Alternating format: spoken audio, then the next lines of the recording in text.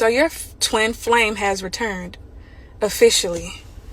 And if you don't know it, your twin flame is returning to you officially. There's no more separation, no more running, chaser dynamic, the runner chaser dynamic thing. It's no more of that. Okay? You can feel it. This is just confirmation. I'm just coming on here to just give you a little reminder. You know that you and this person are taking it to the next level. You know that you and this person are getting married, moving in, having a baby. Telling each other y'all feelings. You know it already. But you just needed one more little confirmation. Because things have been rocky for so long. But it's here now, y'all. It's here.